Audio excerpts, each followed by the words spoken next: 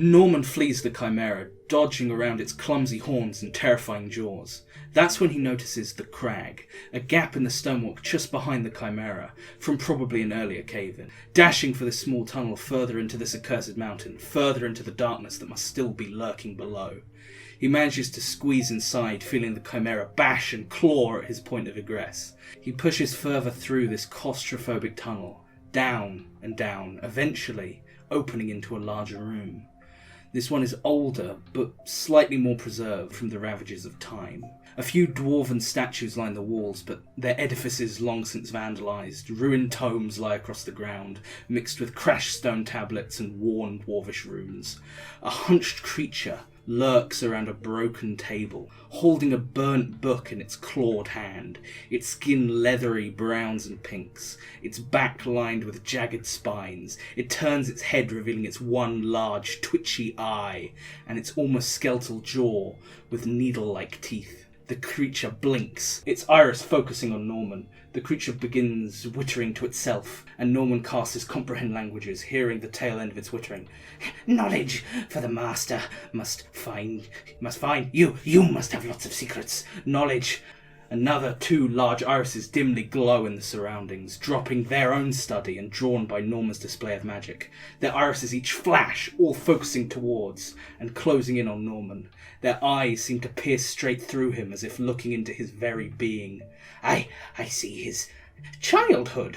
He knows the arts. He may have precious magics our master needs. We need. The Norman doesn't like to fight. This should make this easy. They growl, their eyes glow a horrid hue, and our hero is beset by Nothics. Nothics! Okay, welcome everybody. This is Challenge Raiders. It's a show where we take a D&D monster and we see how its stat block stacks up to its lore and its uses while I illustrate it. I'm Theo. I'm Neil, social media manager. And I'm Sam. The Nothic is an interesting fellow. It's one of those ones that you see in the book and you go, oh, that's a cool thing, and then you go past it because it's a bit weird. I don't really know much about the Nothic. Nothics are, in their creation kind of, myth that most of these things have, that they were mages that are cursed arcanists who tried to attain some kind of godlike power way back when, but they have been transformed into these creatures. And they don't really remember what they were, but they just kind of run around searching for this magical secrets. They're kind of like Gollum, as in Gollum of Lord of the Rings. That's kind of the voice I did a little bit. Sure, yeah. But yeah, they live definitely in the Underdark. Their only language is Undercommon. Okay, sure. In the little paragraph of law, it talks about how they very much like to watch individuals, kind of like watch them go by. They have this ability with their eye to gain insight into people. Sure. That helps them obviously find the knowledge that they want. So it's selectively hunting as opposed to just blindly, as it were. I think so, yeah. In the paragraph, it ties their origin specifically to Vecna. Wow, okay. Vecna, a big name in D&D, of course. Yeah, it was a creeping dark curse left behind by Vecna, a powerful lich who, in some worlds, he transcended his undead existence to become a god of secrets and kind of left the Nothics behind. So this kind of pursuit of knowledge is built into this weird kind of underdarky kind of creature. Was there a thing about how it's specifically, how like they come about? Was it just like a curse? Is it very generic in its description? It says, curse arcanists, rather than gaining the godlike supremacy they crave, some wizards who devote their lives to unearthing arcane secrets are reduced to creeping, tormented monsters. Dark curse left behind by Vecna. So it's leaving it quite open for DMs, I suppose, to decide That's what how I like. that happens specifically. Yeah, I've used these guys a few times in my campaign in many different ways. Yeah. How much semblance of them is left is kind of interesting, because it specifically says that they don't remember who they were. Yeah. They still have a want, which I think is quite important for a motivating of maybe a random monster or a monster who has been manipulated into becoming a minion, is that they have definitely. wants of their own. A minion that isn't just like a goblin who's being motivated by not wanting to be hit or killed by something stronger. Yeah. Giving it, a simple desire, I guess, is a good way for that, Dark oracles here. Nothics possess a strange magical insight that allows them to extract knowledge from other creatures. This grants them unique understanding of secrets and forbidden lore, which they share for a price. A Nothic covets magic items, greedily accepting such gifts from creatures that seek out its knowledge. Wow, yeah. So they're that's very, very Gollum. Yeah. That's cool. Magic hoarders. I guess that makes a lot of sense for Underdark as well, because they can have a lot of stuff from adventurers and whatnot. And if they, for instance, would know about their old goal, and maybe what still drives them of, some kind of ascension of power, they could be very easily swayed by somebody who might possess that power, like a lich or someone. Mm-hmm. Or somebody maybe going in their stead who can point them in the direction of knowledge. And I guess you could have these as sort of like failed liches in a way, especially if you played up these skeletal features of the face as well. Yeah. Yeah, you could have the curse be like, because obviously the process of becoming a lich is, a dark and unknown kind of, and it's always said it's very bad, like the process to become one. So kind of they failed like along the way. They didn't do one bit right, or they couldn't stomach that last final thing. I can't do it, and then this is like... Or their body didn't survive. The dark side of the Force is a pathway to many abilities some would consider to be unnatural. Only a lich deals in absolutes. It reminded me... Please. Another thing, it says that they love lurking in magical places. Nothics are notorious for infiltrating arcane academies and other places rich in magical learning. They are driven by the vague knowledge that there exists a method to reverse their condition. Okay, there's a lot of That's a lot. That one sentence is very loaded story with ideas. Story. This isn't a clear sense of purpose, but rather an obsessive tug at the end of their minds. Some Nothics are clever enough to realise that this is merely part of the strange lesson for their folly, a false hope to drive them to seek out more arcane secrets. So some of them even know that that's not real. That's kind of horrific. That's very sad. The smarter ones, I suppose. I guess, because we're currently thinking of using them as a minion, so they probably wouldn't individually have so much personality, but if you're using one on its own... or wanted to or wanted to have them as minions, but have one be specifically different. Very easily. Than having one be the one who, like, I know that what I'm doing is because I've gone, like, crazy. One but that's also, a little more reluctant. I'm aware of that, but I am crazy. That's where sometimes you just be that way. Sometimes that's where you find yourself. His body is acting and he's narrating how he doesn't want to be doing it, but this is what he must do. Yeah, from this perspective, it was they're picking over this arcane area. Maybe searching for any kind of lost knowledge for their potential master. So who maybe has promised them something else, or has maybe manipulated the way that they think to this is the way to cure themselves. Right, I get you. Yeah, the design of the base Nothic is very is good. I quite like it, so I'm probably not going to change a whole lot. Yeah, I think it's a cool looking monster. It's very it has a one big eye is all you need to make it kind of interesting and stand out from other. It's like what makes the Cyclops and the Etin more interesting than all the other big, fat, strong guys in D&D is that they either has one eye or it's got two heads. This is a gangly, nasty creature, but it's got one super big eye, which is quite loaded in D&D. With beholders and stuff. Speaking of that eye, Sam, have you seen how good this thing is at seeing? Oh, how does its stats stack up? Oh, it has true sight. 120-foot true sight. True sight's an interesting stat. I don't think we've covered anything with true sight yet, have we? So. And considering it's only challenge rating 2, that's probably the lowest. Have true sight at that kind of area. It's almost so early that it doesn't even matter. How many people have invisibility? You're never sneaking up on this thing because it also has advantage on wisdom perception checks on sight. Right. Yeah. Okay. That's interesting because I remember the we've not talked about it, but the Cyclops has a cooler thing where it has poor depth perception as a stat, but that's because it has one non-magic eye, I think. So this is a little different, I guess. I mean, you could go really like horrific with the design of these guys, where like you could like have the face be almost a human face. The eye has erupted. You know what? I like that idea. From looking at the Nothic as it is, there is nothing that suggests it used to be a human or any race, in fact. No, it's fairly bespoke in how it looks. Yeah, and it has the digigrade. Oof. I think that's right, legs, the double jointed backwards legs. So maybe that's something I would change. Is we kind of talked about with Flame Skull. You could kind of use this in a similar way, vis-a-vis like hinting at who they used to be, kind of thing. Because the Flame Skull was also a transformed spellcaster, although that was a more active transformation and a bit more specific. Yeah, definitely. Sam, you want to read its weird abilities that are pretty cool? I really do. It has something called Rotting Gaze. Targets a creature within 30 feet, and it must make a DC 12 con save or take 3d6 necrotic damage, which is, Well, just from looking at it. Or from being looked at. It looks at you. Yeah. It looks at you. It has multi-attack, which does make 2 claw attacks, so I assume it can do this instead. Yeah. If it's listening in the actions. Yeah. I guess that would be an easy way to buff it up for a higher level, is to give it like both its attacks and that. And then the next one is really weird. It's called Weird Insight. Well titled then. Yes, exactly. That. But as Neil talked earlier about it kind of being able to, look into people and like find out information about them. This is like statted into its stat block. Yeah. So it targets one creature, and the target must contest a deception check with their own insight. And if the Nothic wins, it magically learns one fact or secret about the target. Okay. That's a move it can do. I guess that's determined by the DM what that is, I suppose. Yeah. It'd have to be. I assume so. I've had this thing be really cool in potentially revealing something about a character's backstory. This is exactly what I was thinking. I was like, that someone else doesn't know in the past. Yeah, if people got something secret going on, you could just do it, and then you could hear it, and it could, make a comment about it, not even like fully give it away, but just notify that something's there, and the rest of the party like, what does that mean? Because having secrets in D&D is fun, but sometimes it's like you got a secret and like it never comes up. And it gets to the point where like, now it would just be weird to bring it up, because... Yeah. That's my top 10 D&D tips, is do the story. Sure, yeah.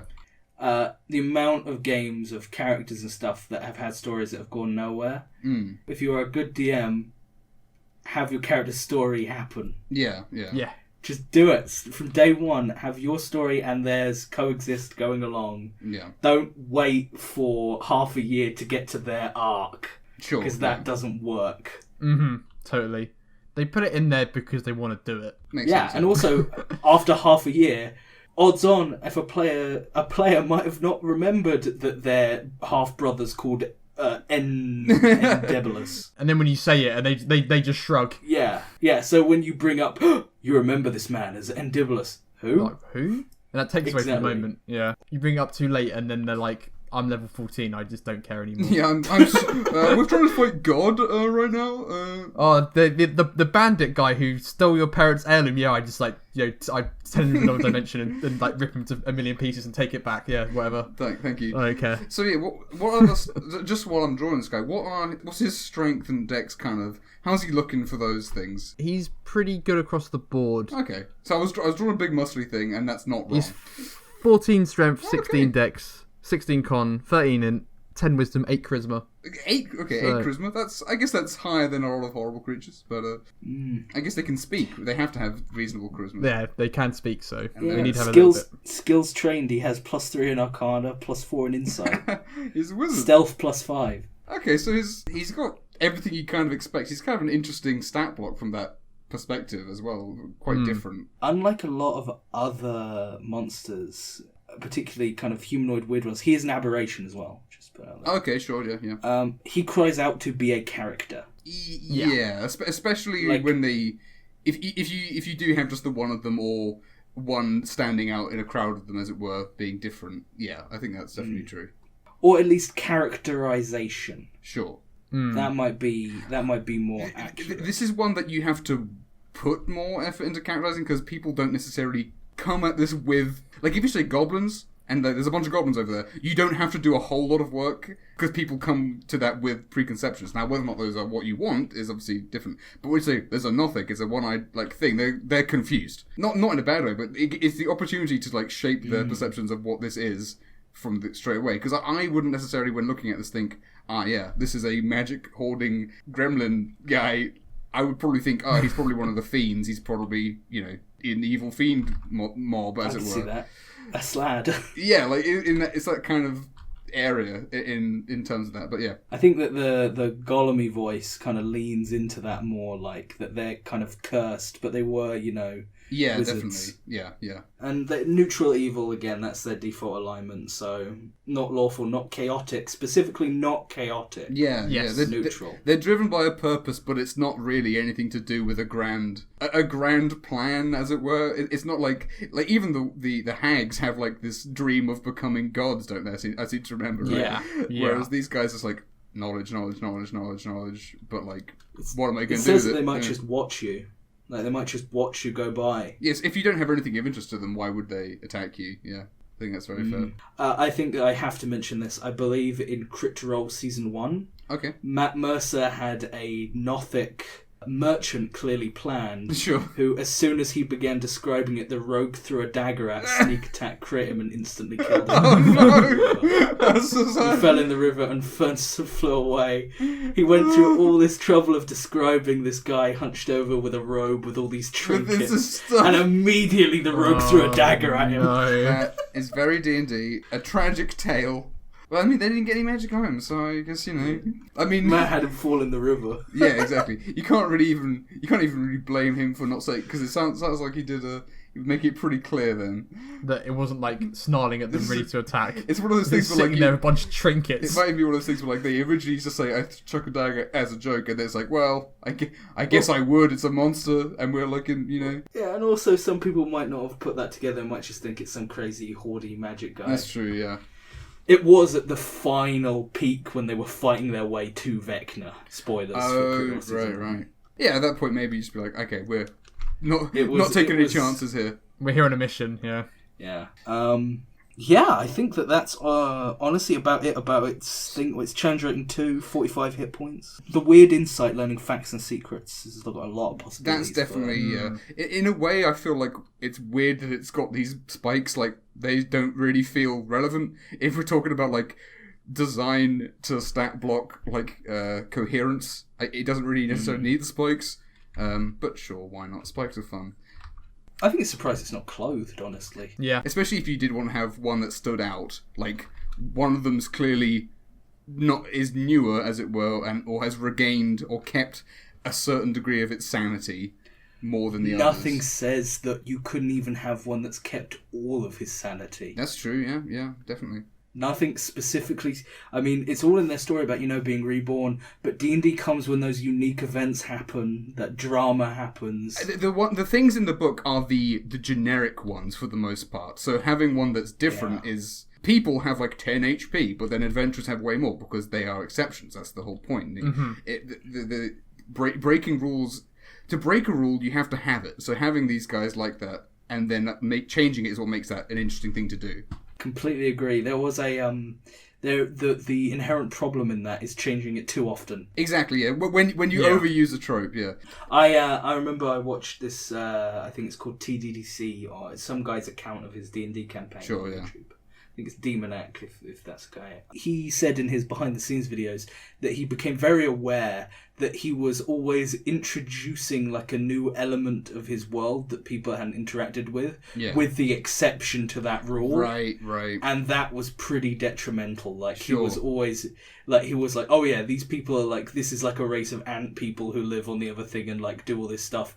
Oh, but this one is different, and this one isn't that. So then all their preconceptions are now based around the exception. Yeah. So, sometimes it's fine and fun to play a tiefling as a paranoid kind of evil, not just a sometimes it's fun to play things straight, as it were, because again, it's reinforcing these stereotypes again, so that when you break them, it's fun. Anyhow, slightly off topic, but not necessarily. I think that's true for every single monster, and ones that have a lot of character. The more character they have, the more that you can subvert the character that they're, kind of thing. In terms of uses, there's an obvious case for this to be a beholder minion. Because beholders are, very much a, magic, magicime collectors, etc. Yes. And obviously the big eye theming, setting it up. The eye theme. Theming's pretty good. Yeah. And with how many beholders there are, just throw 1 million out. It's true, yeah. You could have a whole big eye dungeon of things with one big eye. You could have a beholder who only wants big one-eyed minions, because they're weird as hell. Beautiful. Yeah, he's got like a Cyclops and then like a bunch of Nothics, and yeah, that could be fun. And it has an incredibly rare Etin Cyclops, which is that'd be cool, actually. But yeah, is there any other... They have depth perception only working together. Are there any other weird or interesting use cases, I suppose? Because I think using one to reveal a player secret is a good thing, good idea, because as well, it's one of those things where, like, it's taking the agency away from the player a little bit in that, but it's not like having a character come up and say, oh, this is your secret. It's having a monster, like, suck your brain and go, yes, he, I know that you are the one who did that crime, or whatever. It probably wouldn't say that. That would be very bad. And there's always the possibility that your character just goes, oh, he was lying. Exactly, yeah. But then there's doubt and ooh. There's some room for drama. Yeah. And particularly if maybe this guy's running around, like, I would give weird insight at will, basically, because it doesn't say the creature becomes immune to this effect. No. So he could just look at you and keep casting it. Yeah. It could make a character potentially very angry. Yeah. As this creature keeps telling about his secrets and his family, or telling about the moment his, mother died, or all these, like, facts that are very personal to someone, and it's almost like this creature stealing them. We've talked about, like, having one not be friendly, but, like, not be completely hostile, but, like, the idea of just one being really evil and using that as a great way to be taunting and horrible is... That's fertile ground. Like, there's a lot you could do with that, I think.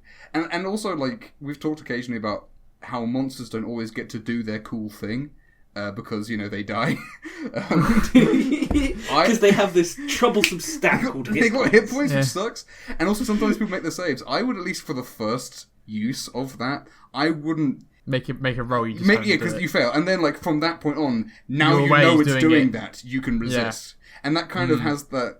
I would like that personally just because it has that real old school feel where, like, psionic stuff, you could only resist it if you were psionic yourself and that kind of thing.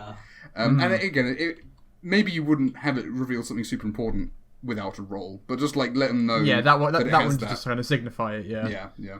I like that. I think they're probably too horrible to be, around town, but that's actually a town of them. Now that is a school of them. I'm thinking again, been playing Bloodborne, but when you go to the Mensis and everything's been, like, ruined, the aftermath of some horrible event. If you're going for, like, a great old one, a Cthulhian thing, these are a good monster. Yeah, for sure, like 100%. And they can work very goofy or very scary.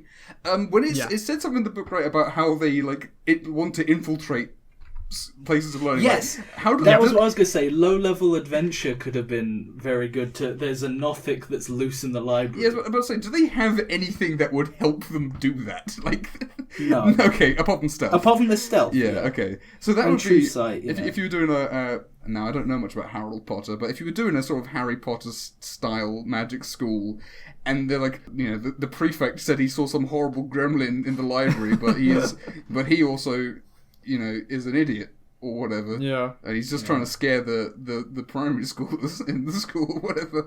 So, I don't know, there could be scope for that. You could always have, because they covet magic items, they know what they are, you could have one have a hat of disguise. That's true, actually, yeah. Oh, okay. And he's acting like a monster who's, like... The professor has actually been a Nothic the whole time, or has been replaced by one. Oh, there's one student. Who's weird. He's freaking weird. He loves magic items, though. And, like, when he has dinner, he just starts ripping it apart. That could be quite funny. Oh, dear. I feel like if they don't have, like, a set process for how they get made, then they shouldn't have kind of like we're talking with the Chimera, they shouldn't have, like, a consistent design, I feel, if that's the case. Maybe the eye shouldn't even always be in the same place. That'd be kind of crazy. There could be some crazy stuff with, like, the chest and things like that. I'm just going to put the eye on the top of the head. That looks pretty terrible. Oh, Pan's Labyrinth. Oh, big hand in one, big eye in one hand. That'd be pretty horrific. I might have that in the background. I like that, actually. Because, again, if it's something that's created, like, through a chaotic or inconsistent means, I don't think the design has to matter so much. And again, like, having it be different every time says a lot about that. Although it is more work, obviously. Yeah. Particularly, I could imagine for the illustrated account stuff that's going on on Challenge Raiders. Yeah. If you were having to draw all these unique Nothics, if I was just to for do one that, encounter of Challenge Rating 2 enemies. That's the thing, yeah. Well, again, I would. That's the a sad thing about this one is it's. To upgrade it, you just basically have to give it more health and stuff. I guess you could give it spell casting if you wanted to. Maybe you could give it invisibility and stuff like that. I think it is a prime creature to give some spells. Yeah, there's a basis there, as there used to be. Exactly, yeah. So Yeah. I feel like that could work quite well. I mean, you could even make its eyeball give it a few random beholder effects. Yeah, give it a beam, especially if you're using it as a beholder minion. I feel like that would be a good. There's even like the lesser beholders, spectators. Yeah, so you can give them some of those powers maybe. I don't think you give these guys a sword. No. But you were talking the other day about a good way to upgrade a monster is just to give it magic items, and with this monster, like that explicitly works very easily. Like with their lore, you don't really have to do anything about that. He's got a Horn of Valhalla. Jesus. Well, he'd only be able to use the basic one unless he's monsters don't have like weapon proficiencies. They're never listed, so No, that's true. So can they use all of them anyway? I think Identify, having that on these guys would be really cool. Yeah. Potentially, if you're running a evil Underdark world, Yeah. Full of Duragar and Drow, and maybe you're adventuring in the Underdark, having a Nothic merchant. A Nothic merchant's a cool idea. Who potentially maybe hoards items, and he's not above just attacking travellers to steal their loot. Yeah. But if they look like they're more interested in buying, selling, so he would be more interested in selling to low-level adventurers potentially, or getting deals out of them, getting like, hey, okay, I'll give you this thing if you go get this thing for me. I tell you what, weird insight, being able to read facts and stuff. He knows exactly where that item came from and everything. He must be such a good negotiator. He knows what you want. Yeah. Oh. He would know what you want. Yeah. Even if it doesn't have it, he'd be able to say, I've got just the thing. Just give me this and I'll... He's we'll the be best perfect mates." salesman. Exactly. That's pretty cool, actually. That could be good. All the uses we've come up with, none of them have been super out there, which I don't think again's not an issue. All that means is that the base idea for the monster is strong enough that you want to use it the way it is. There's a lot of good ideas that are within its wheelhouse. Exactly, yeah. If you wanted to use it at higher level, then yes, giving it spellcasting would be the most the most obvious way, maybe not the most straightforward. You'd have to look through all the spells and stuff, but then give it 3 or 4 reasonable ones. Have them all originate from the eye. Yeah, obviously stuff like that. I don't think it would be too difficult, or maybe psionics instead, like the new psionics spells. That could be good. I think beyond that, my only problem with it is I don't personally like the Underdark, but you wouldn't go amiss using this outside of the Underdark if you were, you wouldn't have this on a random encounter table for outside. But no, definitely not. But in any dungeon or cave, breaking the idea of the towns being safe, having this in a civilized place. Over a year ago when we talked about ghoul, and we were talking about how you could use having an urban ghoul could be quite interesting as like a proto-vampire kind of thing. This could be another interesting sort of urban creature if it's living in the shadows. It's not going to kill at random. It's not going to kill at random. It's smart enough to avoid detection. It's got some stealth. I think it could be interesting. It could be very horrific about the things it knows. Yeah. It could literally use its power to to blackmail a bureaucracy and get them to defend it. Like, yes, I know I'm a hideous goblin creature. I'm thinking like Phantom of the Opera. He's he's extorting the opera for money and stuff, and threatening to kill people. You could do Phantom of the Opera with the Nothic. Phantom of the Nothic. The town. I actually love this now. I didn't dislike it before, but I'm now very pleased. The town mayor, he knows his secrets. Yeah. And he gets the mayor to give him, items and things like that. Maybe the mayor sends you out on a quest to get an item to bring back to give the Nothic. I think Phantom of the Nothic is a very good, one-off, or short low-level campaign. Of the town hall. If I knew how to write campaign books, I would do that. I love that a lot. He could wear a mask that, covers the eye, go full in. Yeah, definitely. Yeah, he's like dressed up in like a big, big clothing to make it look like he's just a guy, as it were. But then, he has a mask that has regular eye holes. But then his servants bring him food and he eats alone, and then it's like a mess when they come to clean up. It's like, I guess you just really get stuck in, That's why he eats alone. He loves chewing the bones. He loves it. Gnawing is the word I'm sure they would use. He just loves marrow, dude. He just loves the marrow. Loves the marrow, and he loves to eat books. He is the glub glub glub. Anyway, so I guess number-wise, I'm trending high on this. Well, I think so. There's nothing about it I don't particularly dislike. I don't like. It's all good. I'm gonna immediately say out 14 is where I'm landing. I had 14 in my head. Ooh. It's identical to what I was thinking. Yeah, I think. Wow. We sometimes we have to work a little bit. Usually, we all usually within 1 or 2 recently. Yep. For the last couple, but this is that was a home run. Ding ding ding ding ding. I love it. Bish bash bosh, mate. Maybe I've put a graphic on the screen. It's not likely, but I might have. Great, at 14, I feel that feels pretty good. I think that's similar to Ghoul. I think Ghoul's like 13. I think Ghoul's 13. I liked Ghoul, but I think it's better because it's more of a character than a Ghoul. It's smart Ghoul. It's smart Ghoul. I think in the Phantom of the Nothic, which I will be creating at some point, Ghoul's like an encounter on the buildings between alleyways as you're going out at night investigating. I think it's a spooky town, like cursed spooky town. Yeah, it's a gothic town. It's a Nothic town, anyway. It's an ugly town. It's a bad place. I guess this is what I've drawn, of course. I like the hand eye and stuff. That's the hand eye, and they've got a chest eye in the background. Obviously, I'll flesh that out a bit. I've given one of them a moustache and a beard, because, he's a wizard. And I wanted to give him a nose as well, because I don't think the Nothic's got a nose. No, he doesn't. He's got like a snout. Not a snout. He's got holes in his nose, but I thought, give him a nose. That's gross. One of them with a pointy wizard hat. Oh, that could be good. Maybe this guy in the background's got a wizard hat. There you go. Now it's got a point to the side. Now it's a wizard hat. So yeah, I guess Norman's probably going to have a difficult time getting away from these guys. No, they want what he has. I think no matter where he's going, what he's going to meet next week, these guys will be hot on his trail, as it were. And he might have to give them the slip. But their true sight. Oh. Well, you might be able to blind them somehow. Oh, that's true. Yeah, I would have these guys like maybe disadvantage on like saves against being blinded. That would be fun. Because they looked so intently. Yeah, and like just they only got to blind one eye. Well, he grabs one of his tomes out of his belt and just throws it across the room. Oh, yeah, that's true. Yeah, distract them with stuff. Yeah, depending on how rabid you have them, that could be cool. Should we do some jokes about Nothics, do you think? Or was that wrong? Yeah, if you guys have any weird insights you want to share in the comment section, don't be afraid to down below. Yeah, we are the Nothics, and we collect your knowledge for our needs. Make your deception checks, people. Yeah, oh, nice. 25. That's right, I got a +5 to deception. No. Okay, no, that's no good. Not gonna do that. That wouldn't work. Something about knowledge? I was gonna say no think, just subscribe. Brilliant. That's what I was gonna say, and I guess I'm having to go with that. That's it now. The deep dark secret is that you like this video. Deep down, you know you loved it.